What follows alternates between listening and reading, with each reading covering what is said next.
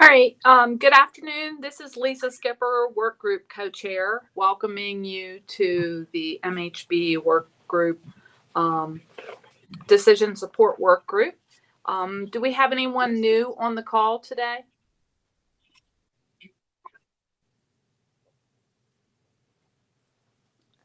Then I'll go ahead and you should have received the minutes from the October 2nd meeting that Amelia sent yesterday. Do we have any corrections or additions to those minutes?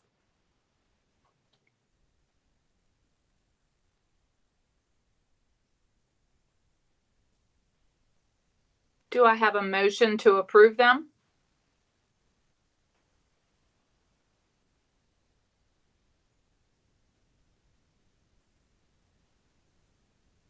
I move to approve. Thank you, Allison. And do I have a second, please? Second. It's been properly moved and seconded that we approve the minutes for the October 2nd meeting. All in favor? Aye. Those opposed? Motion carried. And I'm going to give it back to Amelia at this time. Thank you. Thanks, Lisa. Welcome again, everyone. Quick review of the agenda today, broken up into two parts. We're going to have a short discussion, a final discussion about considering providing plan recommendations through Maryland Health Connection to MHC consumers. And then we're going to spend the majority of this meeting in our final discussion as a work group discussing the draft recommendations that were sent out yesterday to the group. So getting started, again, we'll start with a discussion about plan recommendations just to get any final feedback regarding considerations for Maryland if we move forward with implementing something that in essence provides tailored plan choices to consumers. So the purpose of providing plan recommendations is just providing further support for consumers as they're navigating all the plans that we have available for them on MHC and giving them a smaller subset of recommended or maybe highlighted plans that they can choose from just to make their decision a little bit easier and feel less overwhelming. And again, we'll after that spend the rest of the time talking about the draft recommendations. These were sent out yesterday. They incorporate a list of around 20 sort of overarching recommendations that have been a part of all of our discussions, our cumulative discussions since the summer. We started in July.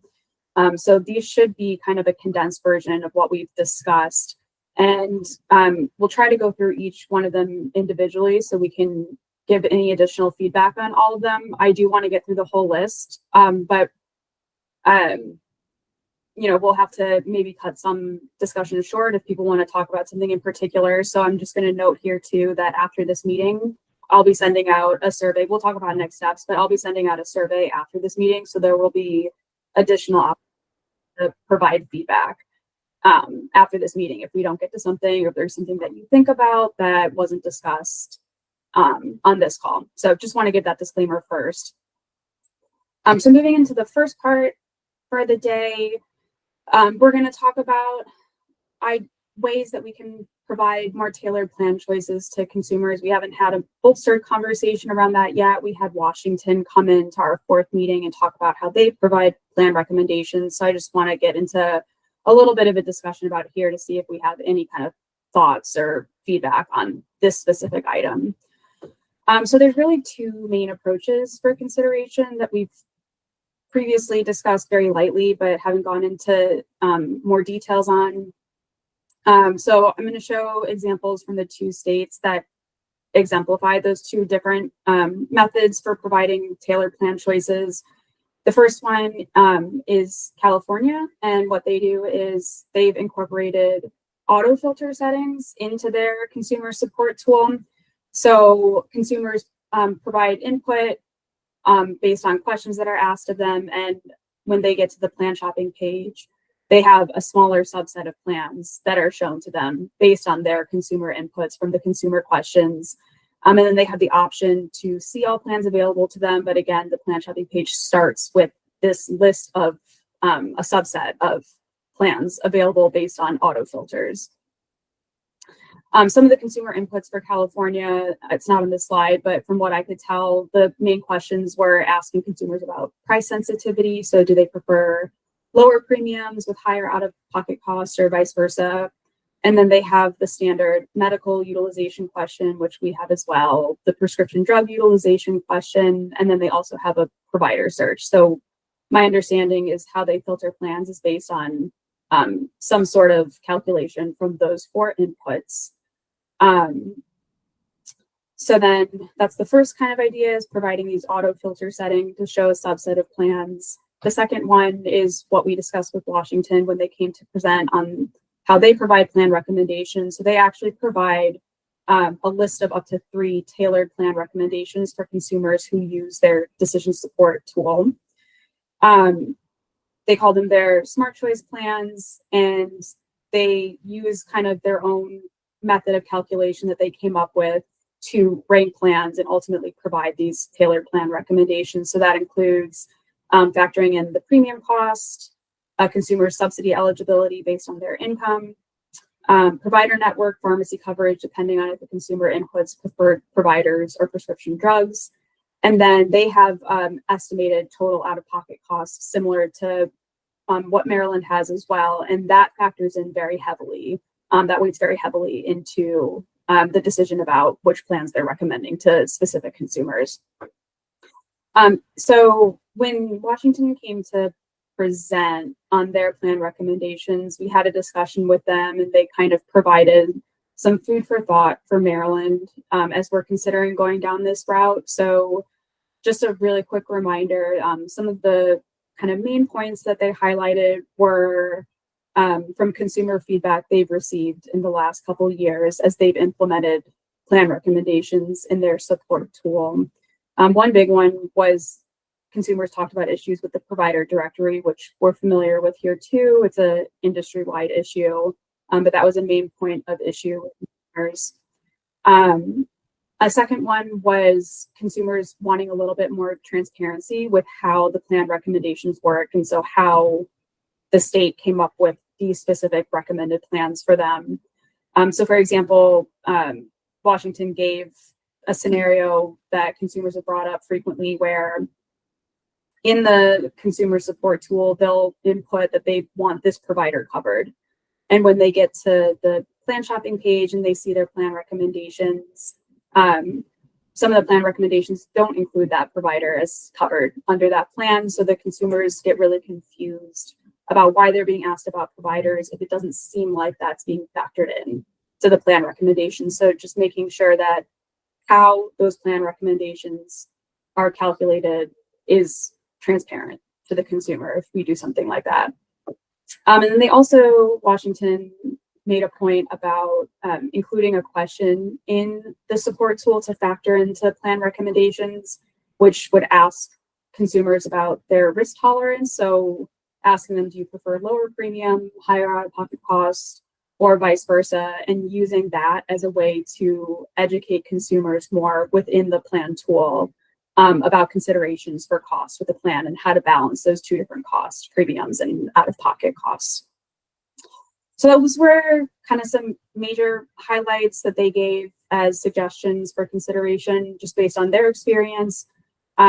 So I'll stop there and just want to open the floor if we want to have a discussion about either of these 2 approaches. So in the prior slide, talking about what California does, where they have auto filter settings, so they show just a subset, a smaller subset of plan to consumers based on their inputs, which the idea behind that is it's a little more manageable. You're sorting through less plans and it may feel less overwhelming. And they're still, they're tailored based on consumer inputs, what the filter settings are. And then Washington's approach, which is actually providing a much smaller subset of up to 3 recommended plans based on consumer inputs. So opening up the floor, if anyone has any questions on either of these 2 approaches, any initial thoughts, or wants to talk about any kind of points of consideration for Maryland. Allison, and then we'll go to Carmen after Allison. Yeah, thanks, Amelia. I think between the two approaches, I think the Washington model would be the better option as far as having some recommended plans and then all the other plans underneath it. I think the difference with California is that they have only standardized plans. So with their auto filter, it's going to be the same benefits across the board, across carriers. With the smart choice with plan recommendations, we can build a model according to customer inputs, but at the end of the day, we're going to get that wrong in some instances. And I would hesitate to have a model where there's an auto filter that only displays certain plans. Some consumers may miss that there's an auto filter and might not realize that there are other options available. So between the two approaches, I would favor the Washington approach as far as having plan recommendations. Thanks, Allison. Yeah, appreciate the feedback. Let me go to the California slide quickly.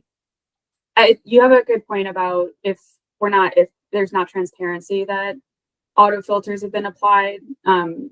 So I know California gives that disclaimer that consumers have to click out of, that states that we've filtered based on your consumer inputs. If you want to see all plans, you can click this button or do so. I don't know if you had any thoughts on that as well. That helps. I still think that as a customer is, getting deep into the weeds of what's recommended, there's always the risk of them missing that there are other plans available.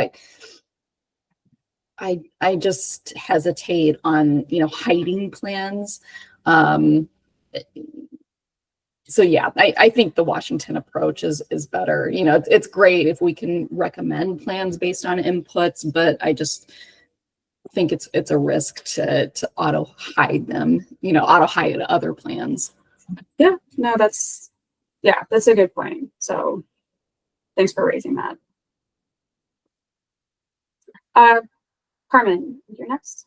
Okay, so when I look at the Washington plan, I was kind of going with the California plan originally because I don't know. With the Washington plan, you're being a lot more narrow. So I was wondering what we're losing when we go more narrow, because they're finding smart choices. And then I guess the other question I had is, well, it says no, I'll shop on my own. What does that mean? Do you now get all the plans in some kind of way, or what? So I was looking, and then listening to Allison, I'm thinking it's almost like maybe I want a hybrid of the two. Let me start with the first question. In the Washington plan, where the tool provides recommendations based on net premiums and all that, what am I missing that California would have included? So for California, they don't provide plan recommendations. They just kind of auto filter. Right. Only show a subset of plans, and then they sort it, usually they sort it by total estimated cost, but they're not actually labeling any particular plan as a recommended plan. It's right. Just, the idea is that plans that seem to be most tailored to the consumer would probably be listed first, or they have a hierarchy of how they order plans on that page, versus Washington, which has a kind of a smaller list of plans that are actually recommended. They also have auto, hierarchical sorting methodologies for how they show plans in what order, but it's the 3 actually recommended plans that are shown first, and they're highlighted very specifically as these are the up to 3 plans that we recommend for you. So those are the two that's the main difference between those two approaches. All right, so they're showing the rest of them. So the difference would be that in California, you're having them all ranked based on the filters, but you still see the other ones, right? So to Allison's point, you wouldn't actually see if a consumer says, yes, I want, they're working through that part of the plan shopping tool and they are provided those subset, they won't actually see the full list of plans by default. So by default, they'll just be shown a smaller list of plans, and then there's a disclaimer that says if you'd like to see full list of plans available to you, click here. So But- in California, yeah. But in Washington, you also don't see the full list, or do you? Or you can That's a say, good point. Yeah, Yeah. in Washington, you still do see the full list. It's okay, just that the up to three plans are listed first and they're highlighted very prominently. And then the full list is below that. But the three smart choice kind of recommended plans are highlighted very prominently. right, well, okay, then I will agree with Allison then on the Washington plan. Thanks, Carmen. Was there one more question? I can't remember. I think there's something else. Somebody else had raised their hand. Oh, Shelley Okay. Eldridge. Oh, Shelley? Shelley. Yes, Shelley, go ahead. Hello. Hello, can you hear me okay? Yes, I can hear you. Okay, awesome. So I think there's like a combination, as Carmen mentioned, like that could possibly work. I think based on what was shared, there's like an assumption that people are overwhelmed and don't want to see all the plans. So I mean, it could be just as a suggestion. Perhaps it could be something where I'm not sure exactly how this could look, but maybe if there is like, help me to find a plan, right? And then they're able to go, through all the, the questions and things like that. Then they come to a place where they see all the plans. But if they are overwhelmed, there also is a button or a tick box where they can refine the search to some recommended options. So that way if someone wants, like for me, I want to see all the plans. I want to see everything you have and make my own decision. I don't want someone to assume that, this is the way, or these are the only options that you have. Because I think sometimes people are kind of like being quick, and they want to be able to choose a plan quickly, but they also want to make an informed decision. Mm. So I think perhaps the option of showing the plans, but also having that option, maybe towards the top, not at the bottom, but maybe towards the top. Need help selecting a plan, or would you like recommended options or something like that? Tick this box or click this box. So I don't know the wording, but just the idea of helping them to make even that decision of choosing something that's recommended, or to be able to see all of the plans up front. Thanks, Shelley. Yeah, I think Sure. your feedback just builds on it. It sounds like you have a similar opinion of Allison in terms of hesitancy to make choices for consumers about what plans they're initially being shown. For sure. And for Washington, I'll note too, they have a very prominent disclaimer that's shown on, you can see it on this slide, but they ask consumers, do you want help shopping for a plan? And that's when you can say, yes, help me find a plan, or no, I'll shop on my own. And I think maybe your feedback to your point was including an option like that when individuals actually get onto the landing page where the plans are listed. And if they see that list and are overwhelmed, providing that option again of, do you want help shopping for a plan? I think my approach would be not to show that the option of do you want help selecting a plan up front. I would recommend making it where as though they answer the questions, right? They go through all of the I think it's like a questionnaire, right? For them to then they would then see the option to see all the plans. I'm sorry, not the option to see all the plans, but they would then see all the plans.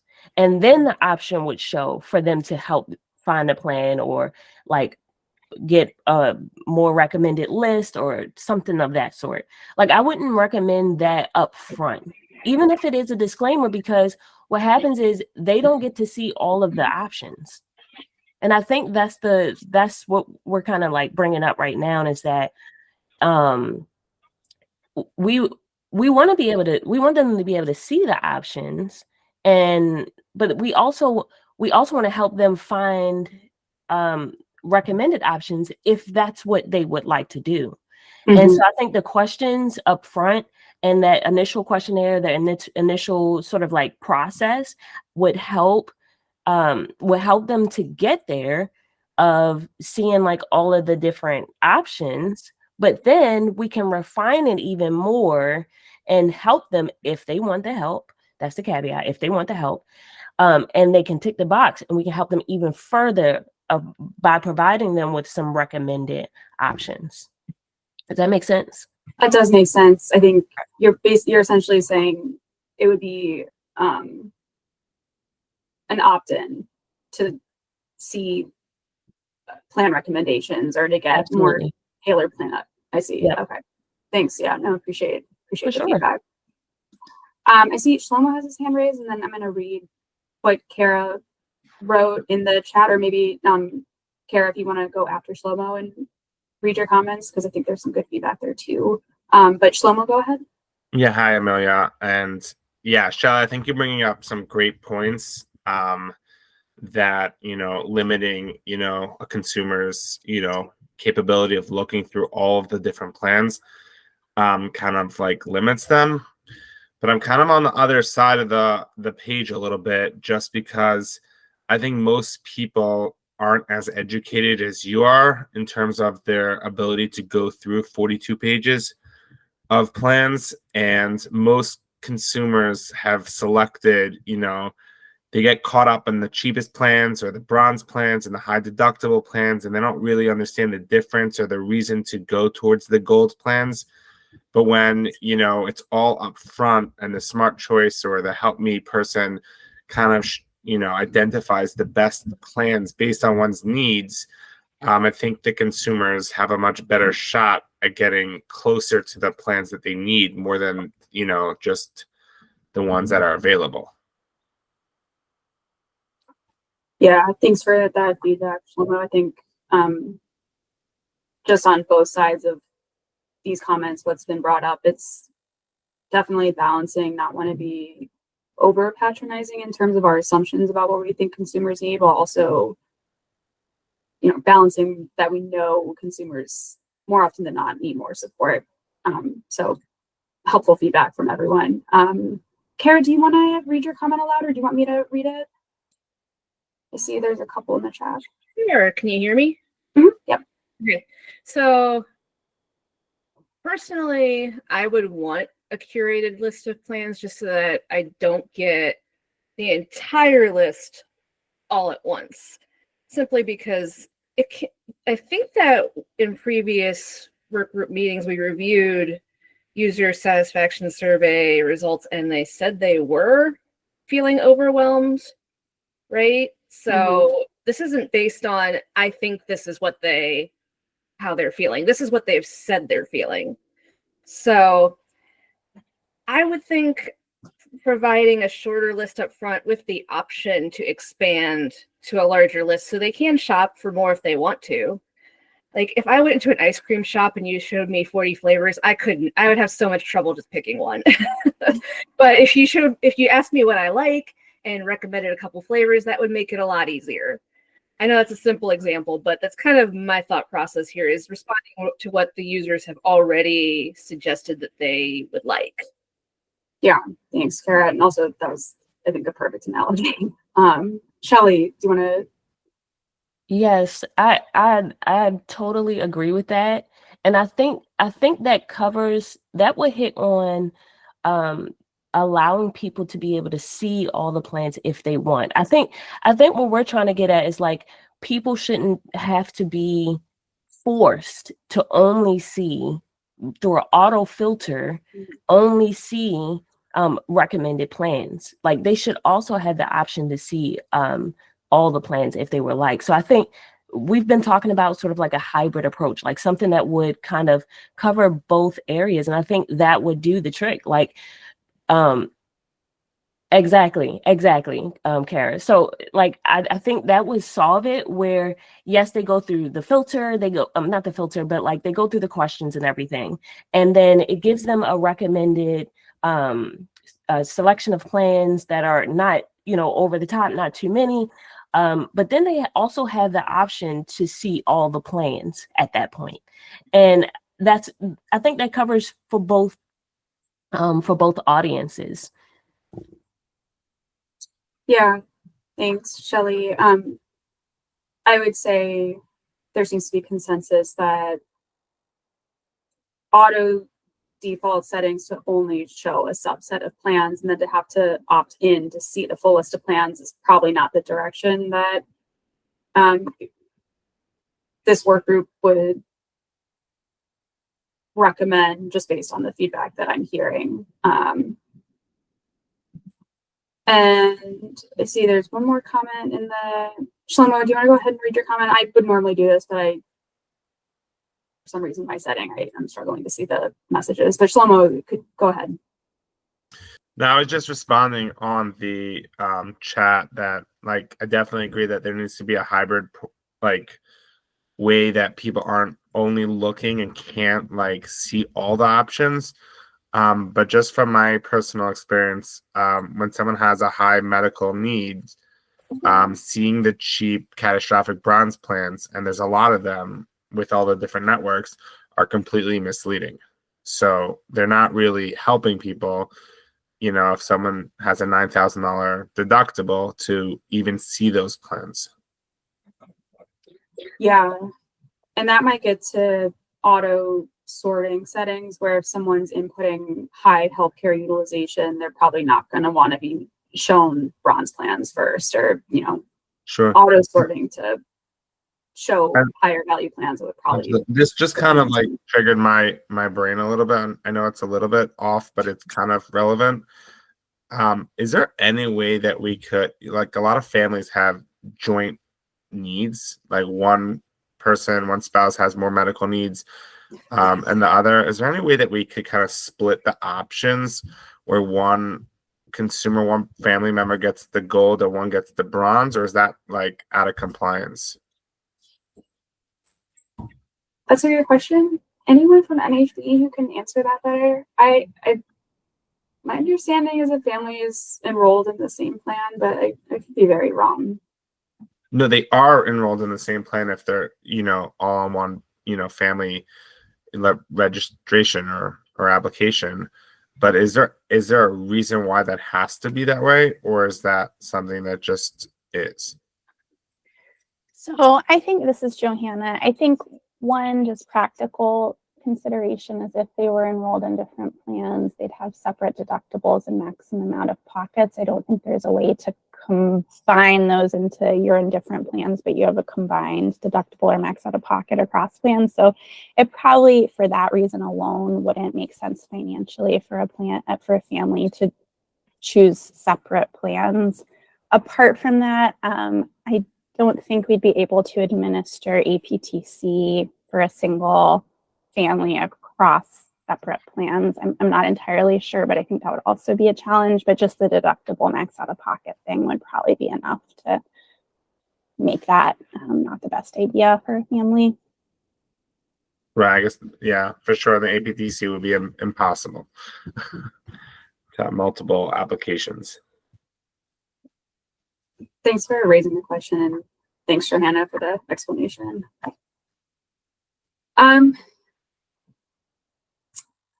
I think if there are any final comments on this, we'll move on to getting into looking at our draft recommendations that were sent out yesterday, but I just want to give one more chance if there's any final thoughts. Can you confirm one more time what the what you believe the general consensus is, please? Sure. Yeah. Thanks, Shelley. Absolutely. My understanding from what you guys have brought is there's an interest in a hybrid version of these two, where maybe you're combining plan recommendations along with, I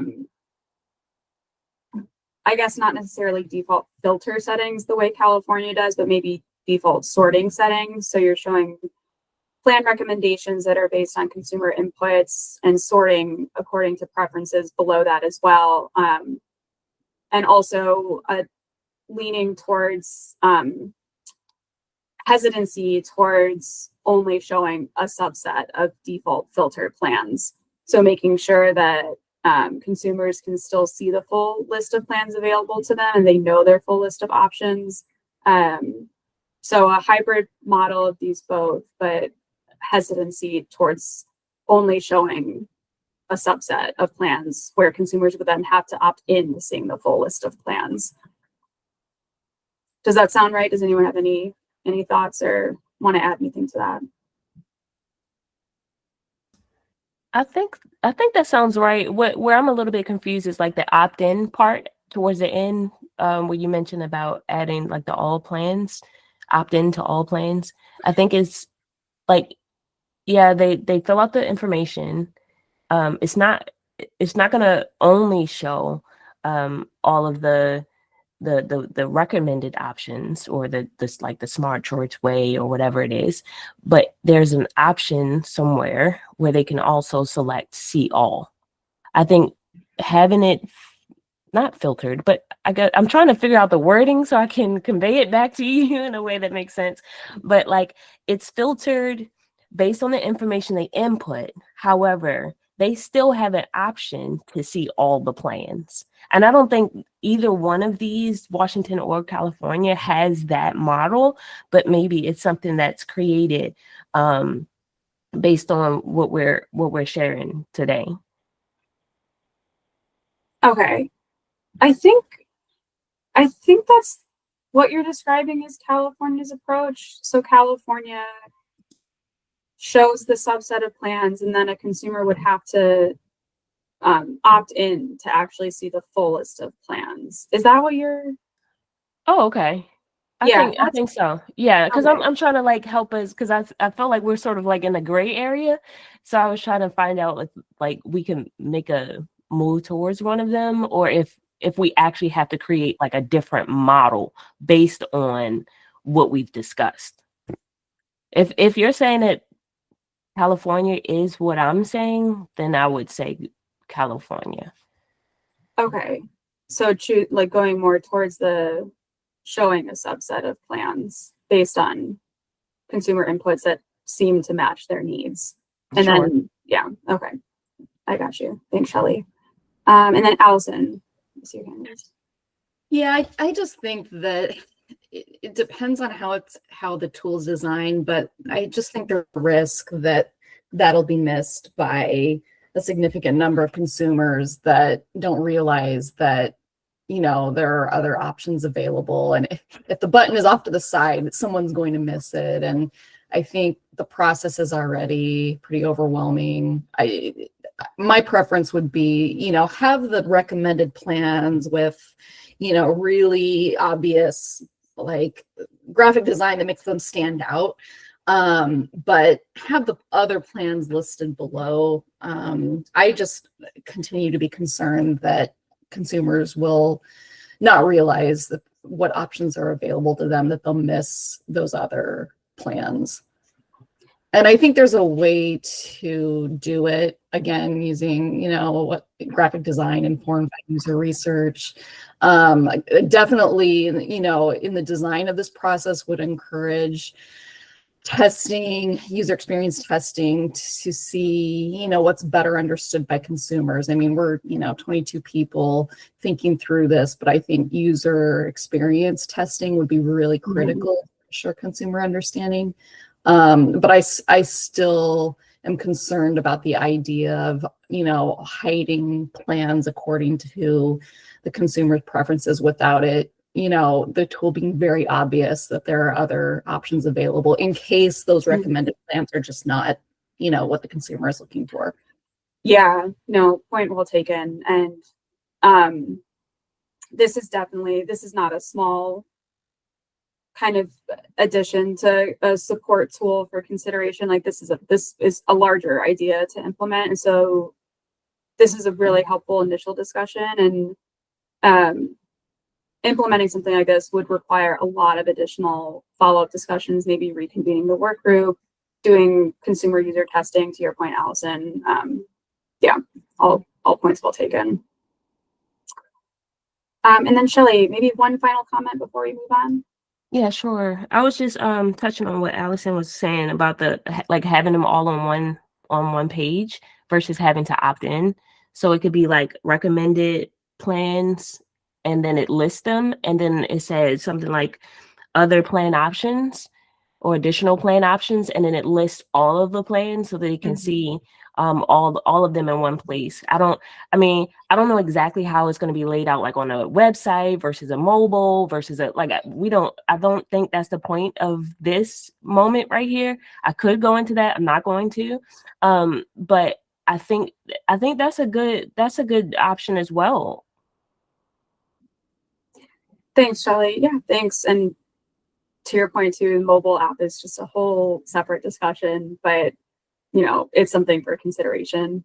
Steve, go ahead. Yeah, I know we want to move on, but I would also say, besides comparing yourself to other SBMs, I would also encourage you to look at what other EDE vendors are doing, whether that be, the big players, HealthSherpa, Stride. There's just tons of them, and they've spent millions of dollars of research to already do that user testing, and they have different experiences than SBM. So I would encourage you to take a look at those vendors as well.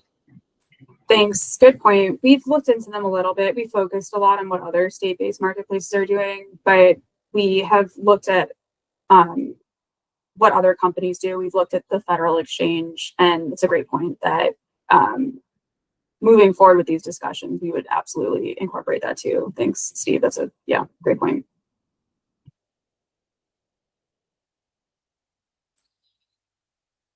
Well, thanks for the discussion. I think this was some helpful feedback, so appreciate different perspectives and some of the information we were able to collect.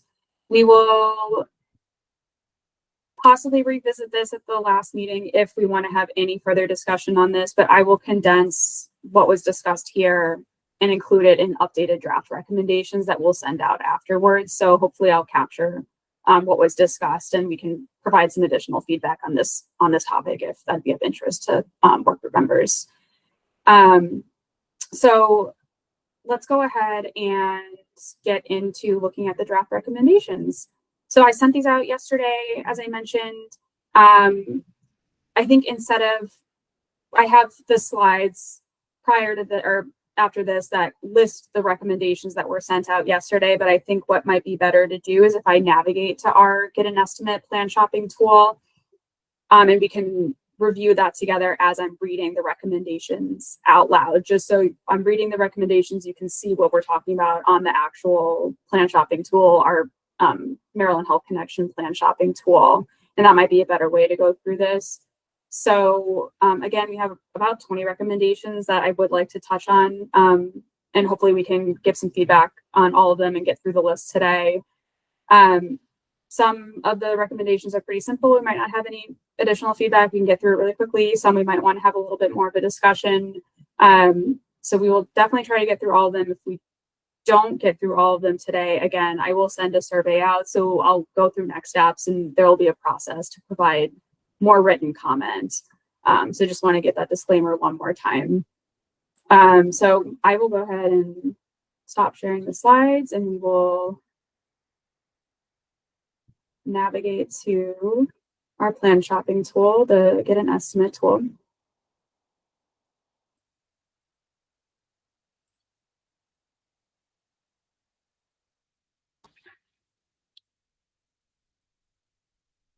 Okay. So I'm going to go ahead and go through our list of recommendations. Again, these were sent out yesterday, so if you wanted to pull them up and read through them as we're going through it, please feel free to. For now, I'm going to go ahead and start reading them. I'll go through one by one. I'll pause after each one, and we can provide feedback or just give some additional comments on each one as we go. So I've broken them out, listing each recommendation by page. So we're starting with the initial landing page where we have this initial consumer input, name, household size, income, etc. So first point of recommendation from this work group was the idea of providing some more tutorials to help consumers get started when they're getting to the plan shopping tool. So maybe having a prominent link for an introductory video tutorial that helps consumers understand how to use this plan shopping tool, maybe helps in some health literacy aspects by giving an overview of some common and important insurance concepts, just to get people started and thinking about how they digest and understand all this information about the plans that they'll be shopping for. And then maybe giving some illustrative video examples of other consumers, their health needs, their financial needs, and how they went about choosing a plan. So some kind of video tutorial that consumers can look through before they start plan shopping or start using this plan shopping tool. One more comment about it. There was feedback that, you know, as always, if we're considering something like this, the tool should be accessible and it should be offered in multiple languages. Any comments, any additional feedback on this one?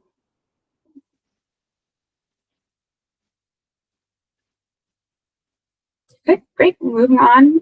We can always go back to prior one at any point. So if we need to jump around, that's totally fine. Another recommendation on this page is regarding, I'll blow up my screen a little bit.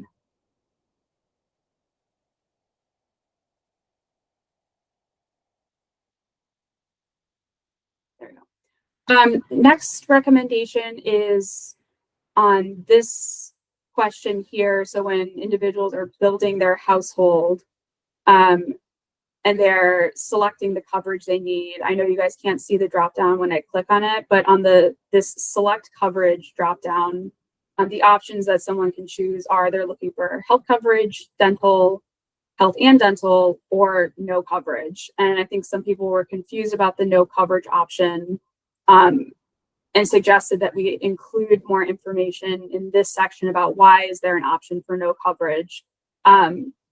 As a reminder, the no coverage option is for individuals in a household that need to be included on this application when people are building their household, because it impacts financial eligibility. Your household size impacts your financial eligibility for APTC, but that might not be clear to consumers. So just providing more information about how to build your household and why to include people, even if they're not seeking coverage. Any comments on this one?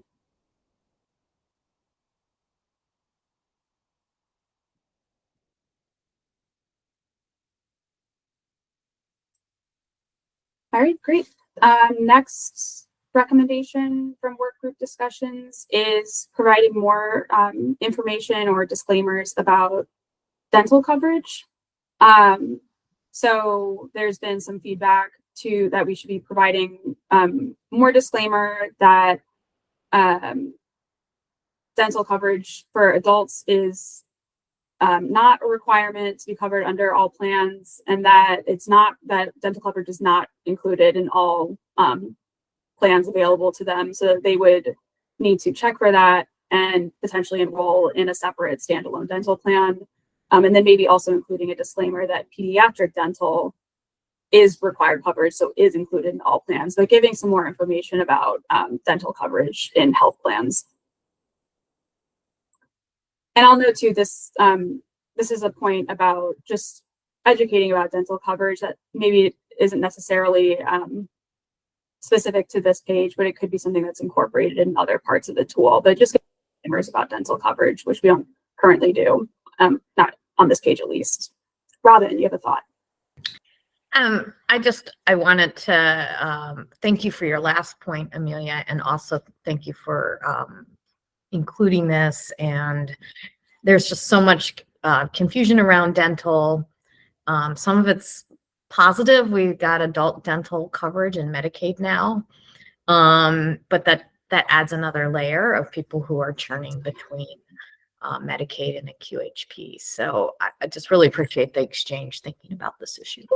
Yeah, no, thanks for bringing it up. And that's a great point too, that because dental is now a new required coverage in Medicaid, and there's always people churning in and out of Medicaid into private plans, that might kind of necessitate the need for a disclaimer about dental coverage. And it's, you know, Yeah. dental coverage requirements have changed in the last couple of years. So Yes, a lot. And, you know, first they got added to post in Medicaid to postpartum. It was for pregnant women. Then it got added for postpartum. And then we had a pilot for dually eligible. And now we have Medicaid dental coverage for all adults. So it's changed like every year yeah, for the positive, but it does create confusion, not just for consumers, but I also think, you know, for the healthcare, broader healthcare community as well.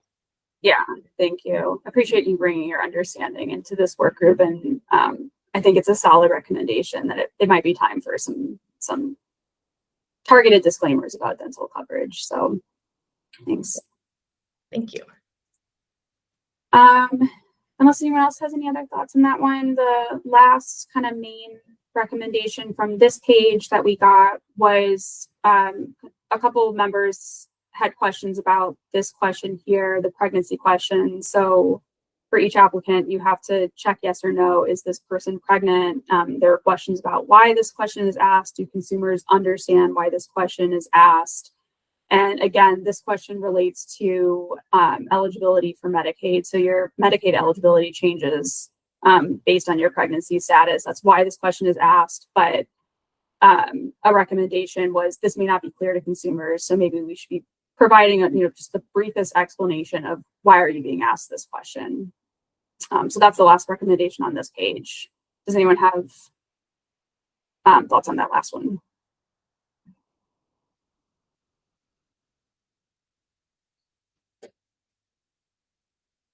Okay, hearing none, I'll go ahead and move to the next page. So after consumers input their income, they'll click on browse plans.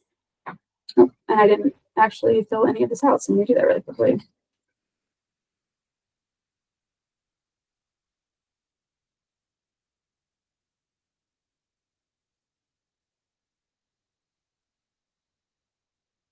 All right, here we go. So when a consumer fills out their information, clicks browse plans, we get to this explanation of financial assistance page. So I've condensed the conversations around this down into one recommendation, which is essentially the work group recommends that we simplify how this information is displayed and use more plain language instead of the more policy technical terms like premium tax credit. So overall recommendation from the work group was explaining what your financial eligibility is in a way that is more consumer friendly. So maybe instead of using premium tax credit, saying something like you are eligible for premium assistance in this amount, instead of talking about cost sharing reductions, which is not on this page.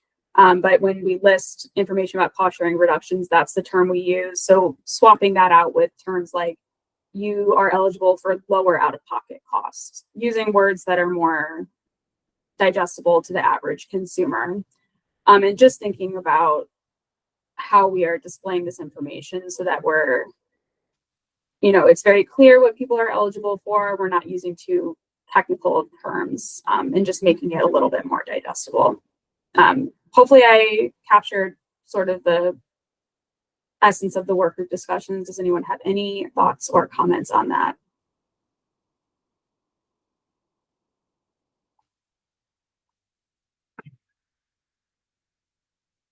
All right, moving right along.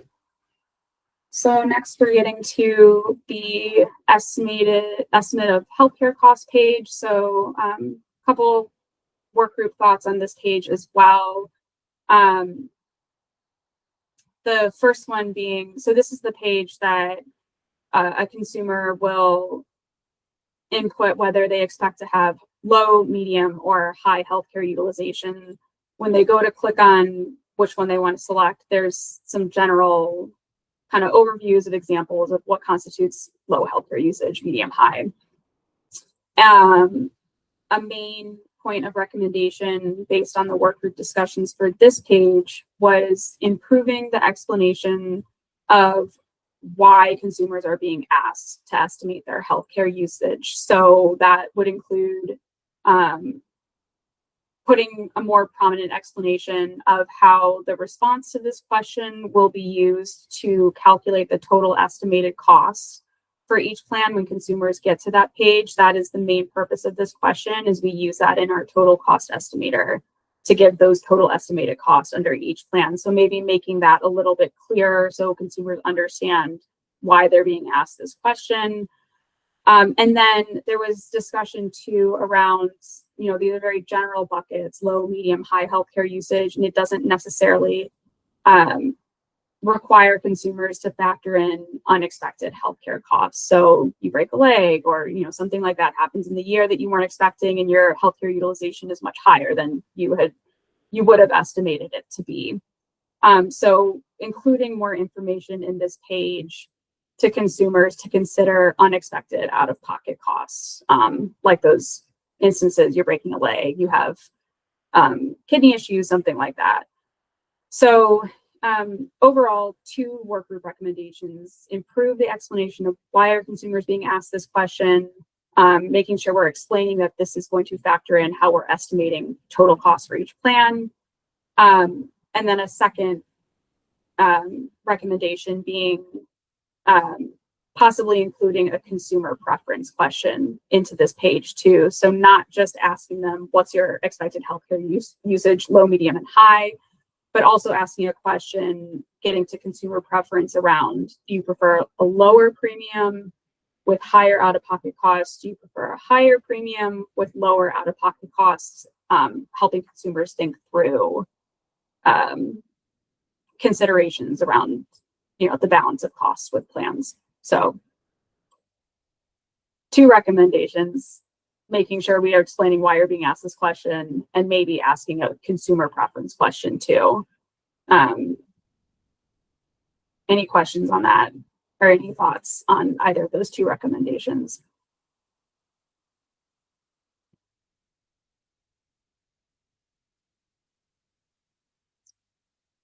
All right, we will go ahead and move right along then.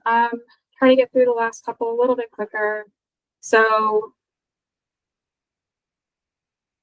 we give our selection here and get to the next page, we land on the actual plan shopping page. So couple work group recommendations here. Let me just go back one more time and click that again. So when you first get to this page, we get this disclaimer here that gives a little bit of information about checking with your healthcare provider to make sure that they're covered under a plan that you choose, and giving metal level descriptions. But one of the recommendations from the work group was giving clear explanation of metal levels and what that means in terms of the generosity of a health plan. So using more plain language to highlight the differences between plans of different metal levels.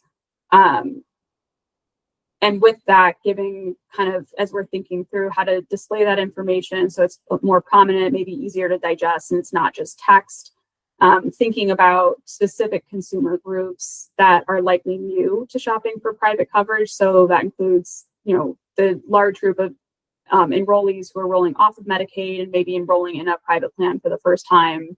And then maybe young adults who are rolling off their parents' private coverage and are new to shopping for plans. So just considering those kind of groups that they have a lower base level understanding of the variation of health plans and metal levels, and making sure that we are presenting that information clearly and consumers understand what these metal levels mean when they're shopping for, and how each different level might meet their need better in terms of their healthcare needs.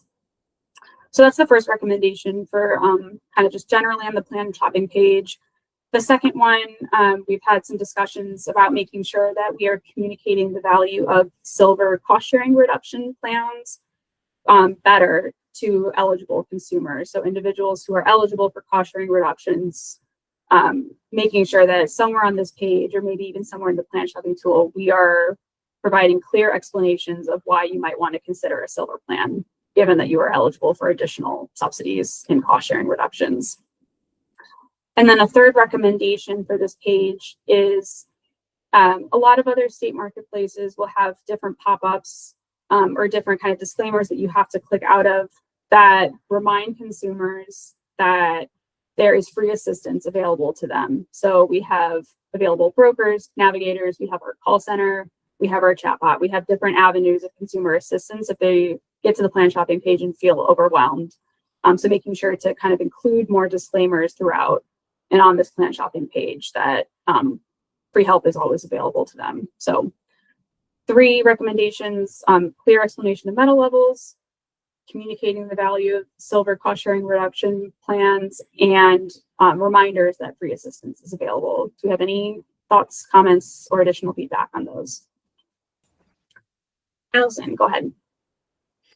Yeah, when I looked at the recommendations, I saw that there's language about the plan tile and you know, simplifying the display, not making so wordy. I wonder if we should also include that under just the overall plan shopping page, stressing simplicity and you know, fewer words, making it easier to understand. For example, like the metal tier descriptions in the disclaimer are, you know, a little wordy. Perhaps I'm thinking about the Virginia marketplace and how they've kind of simplified that description and embedded it into their filters. And that's just one way of simplifying the display. But I think as an overall recommendation for this plan shopping page, stressing that any improvements should, you know, aim to simplify overall what the page looks like. Yeah, great point. Thanks, Allison. I know, yeah, there's, when we get to the plan tile display section, which we will in just a second, there was a recommendation for the use of more symbols and colors to highlight information. And to your point, I think that'd be a good thing to incorporate when we're giving that overview of metal levels. That was a lot of text, and maybe reducing the text and simplifying how it's displayed, and also kind of incorporating symbol, color use, graphical depictions that are just more easily digestible. I think that's maybe to your point. Yeah, definitely. Thanks, Allison. Thank you. Yeah, great point. I'll go ahead and move on to plan tile display recommendations. So getting into the worker recommendations around this. Again, we'll just kind of navigate to the first plan tile that's listed on this page.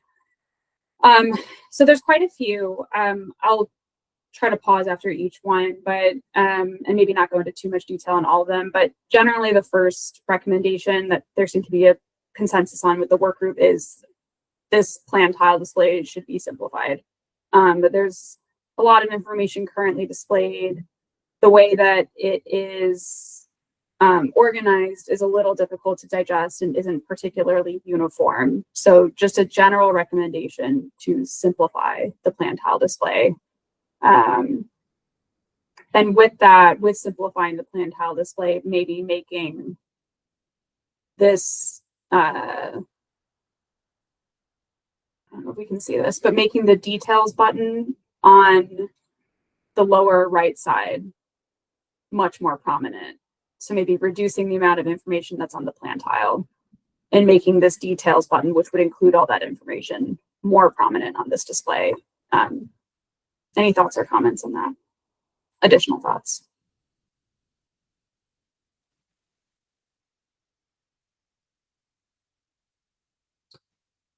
Okay, that kind of gets, I think that sort of incorporates a couple of the recommendations. So simplifying the plan tile display, displaying the information more uniformly.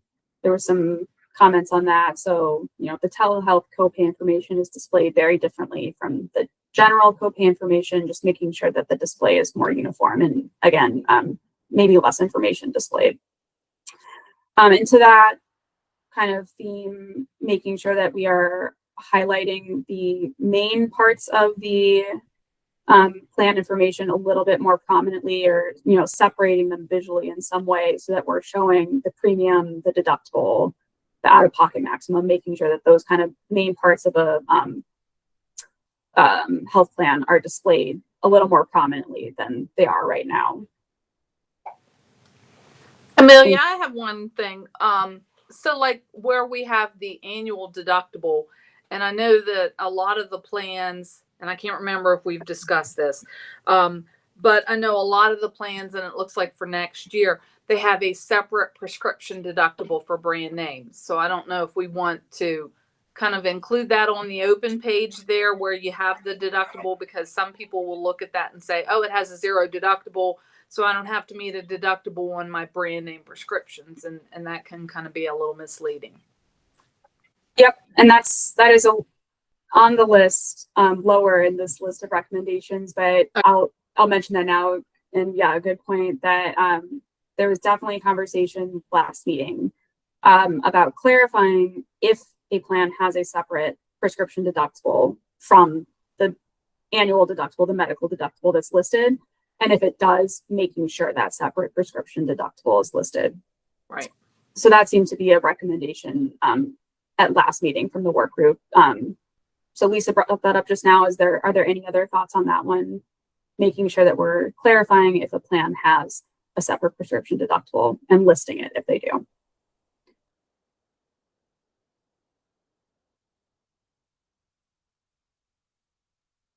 Okay, we'll move on then. Thanks, Lisa, for bringing that one up.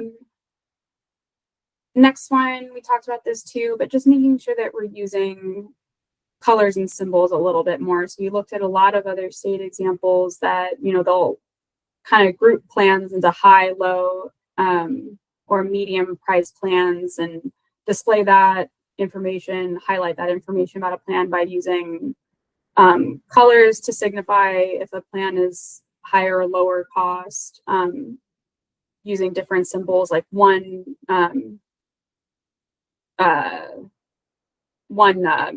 dollar value symbol versus $3 value symbols to communicate high or low cost, but just, less words and more use of color symbols to translate information, which is shown to be easier for people to digest. So that's one more recommendation from the plan tile display. I'll go through a couple other really quickly. There's another recommendation from the work group that we should maybe be showing disclaimers about in versus out of network costs more. So when we're showing these copay information right here, there is not a disclaimer currently on our plan tiles that these are in copays for in-network services, and that consumers should check the details page if they want more information about in versus out of network costs. So those are two other recommendations: the use of colors and symbols more on these plan tiles to kind of highlight information better, maybe use less words, and then making sure that we're giving disclaimers about in-network costs and making sure that they're going to the details page if they want more details about in versus out of network costs. Any comments on those?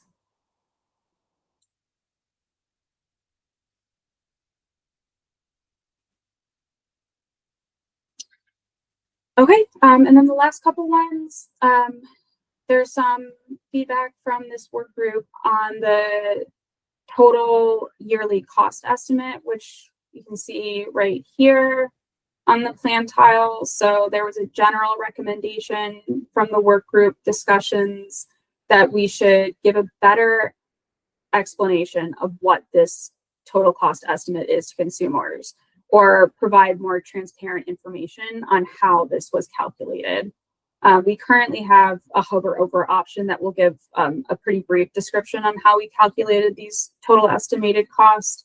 I think there was a general consensus from the work group that that information should be pretty clear and transparent, and just generally more available to the consumer so that they understand what they're looking at when they see that. And then also making this total yearly cost estimate a little more pronounced on the page. The way it's currently listed, there was feedback that it gets lost a little bit with all the other information that's displayed. And there were some other suggestions from the work group that we have, a total cost estimate for each plan for a consumer in a year. And it might be helpful to provide other scenarios to consumers. So what would the total cost estimate be if they had less healthcare usage than they expected?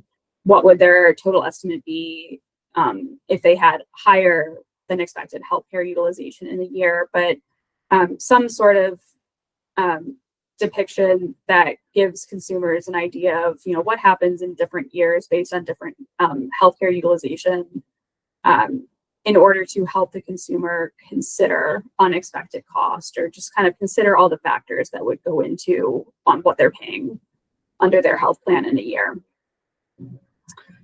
So those were the general kind of discussion points and recommendations from the work group, just specific to the total yearly cost estimate. And Steve, I see your hands raised. Yeah, just one additional general clarifying question. Maybe I missed it earlier. Could you provide insight into Maryland's standing for translation services? So like when I see it, I don't see any Spanish translation capabilities. Is that on the roadmap? Did I miss that somewhere? Are you talking about just generally the consumer site? Yeah, as a D2C Spanish speaker, am I able to have an end-to-end experience on Maryland's ACA marketplace?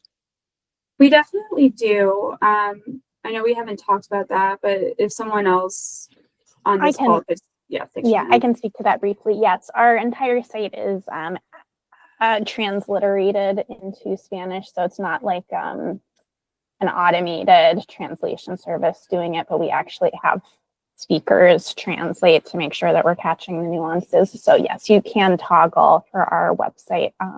There's a language filter at the top to select Spanish.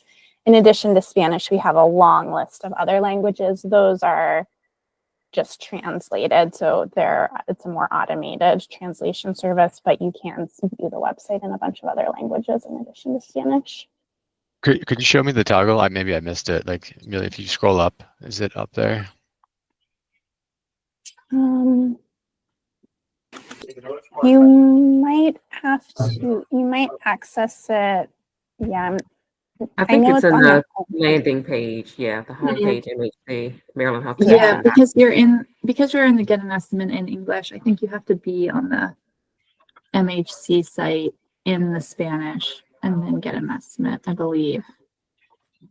I think Betsy confirmed that's the case. And little unrelated to this, but I'm happy to, maybe Steve, I'll send it to you afterwards and just confirm where that is. Yeah. Thanks for bringing it up. All right, just getting through the last couple. Those are kind of the main points that we discussed on the specific to the plan tiles. I think the main points were just looking at how we display total estimated yearly cost for each plan, whether we're being transparent with consumers about how we estimate that,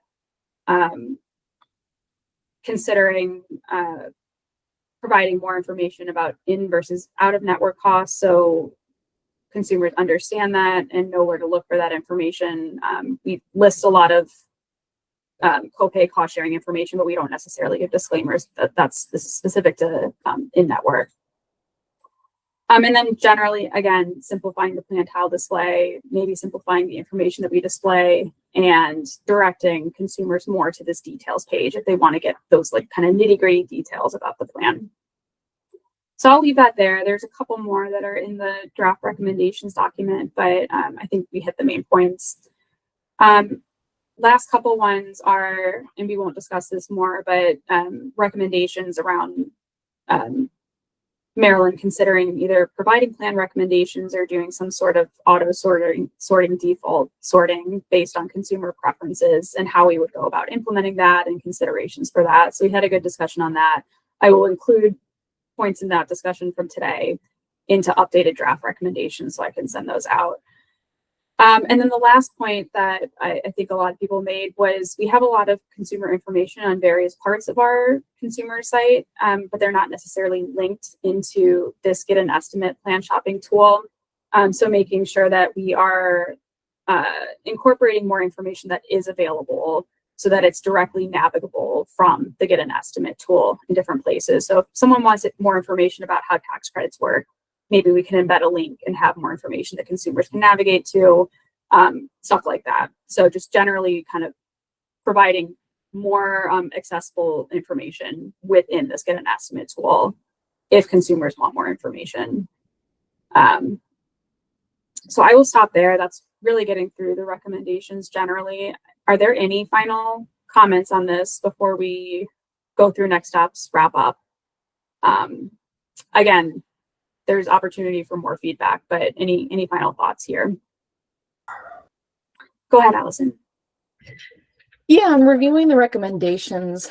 We thought of 2 additional ideas, and I can think through how to word it if it would help. But one would be to assess the current sorting methodology and just ensuring that in whatever enhancement the exchange implements, that it appears as intended.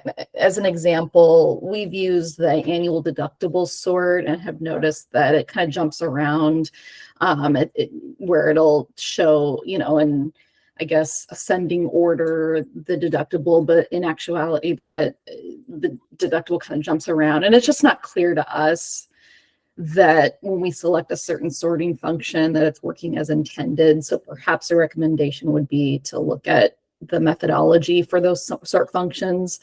The second idea we had is just in reviewing the recommendations, I didn't see anything related to quality ratings.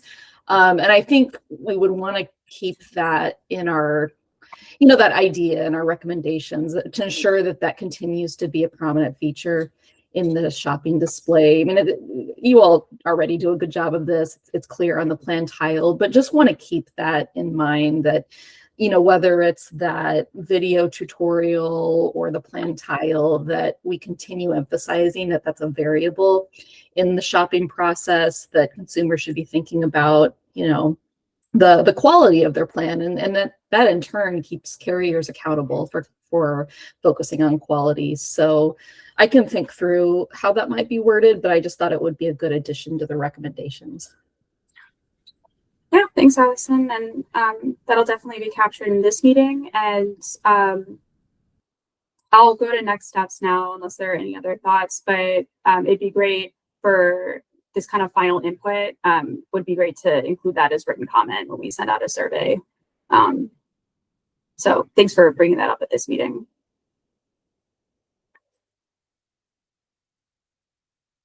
I will go ahead and wrap up today, go through next steps, just so everyone sort of understands what we're going to be doing in the next month. I'll start with, we have changed the date of the last meeting just one more time, and I'll explain just so that we can go through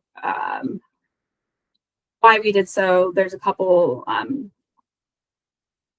next steps that we want to get through that we realized it would be helpful if we had a little bit more time between now and the last meeting in order to do so. So I will just start by saying we have changed the final meeting for this work group. It will not be held in 2 weeks. As we originally mentioned last meeting, we have moved it to a month from now. So our next meeting will be Wednesday, November 13th at the same time, 12:30. So 4 Wednesdays from now is when we are next convening this work group.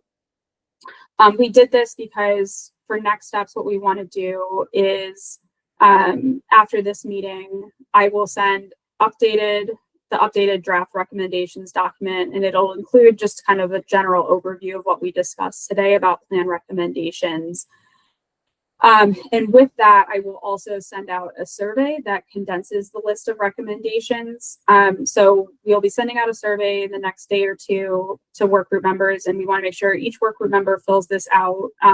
We're asking you to, of this list of recommendations, rank your priorities for all of the listed ones. So, you know, what are your top 3 priorities for all these recommendations, what you think are most important for MHBE to consider and potentially implement.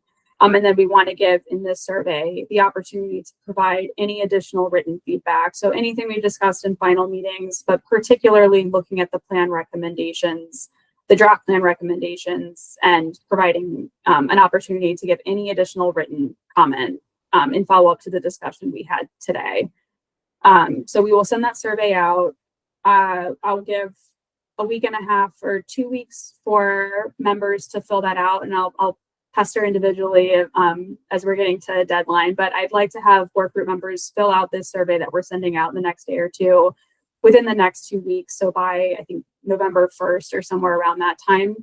Once you fill out the survey, we will be working on formalizing everything we've talked about, all of our meetings, into a formal work group report, and that'll include and incorporate this document of draft recommendations. It'll also include feedback and information from the survey, from all your input on the survey that we're sending out. So once we have the survey information from everyone, we will incorporate that into the draft report. We're hoping to have a draft report sent to you all within the next like 2 to 3 weeks, so that you guys can review, the comprehensive and full report with the recommendations.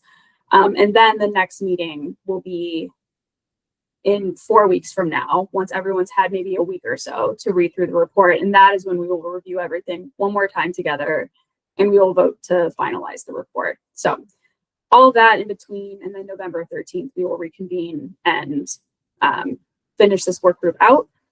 And we will still present the draft work group recommendations to our standing advisory committee after that.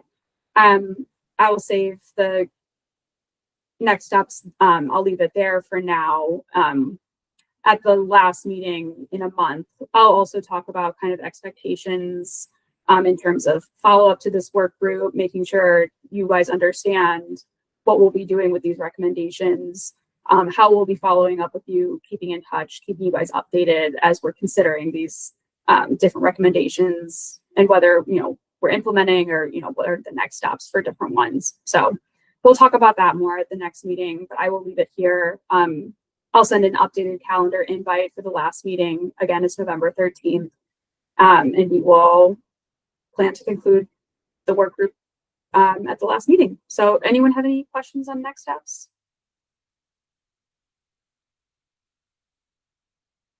All right, we're a little over time. Thank you guys as always for your patience here. Really appreciate all the input we've received in the last couple months. It's been really informative, and just really appreciate all the time everyone has given to these discussions. So we will go ahead and conclude, and we'll see you in a month, and look out for follow-up in the survey, and we'll just go from there. Thanks, you. everyone. Thanks so much, Amelia. Sounds good. Thanks.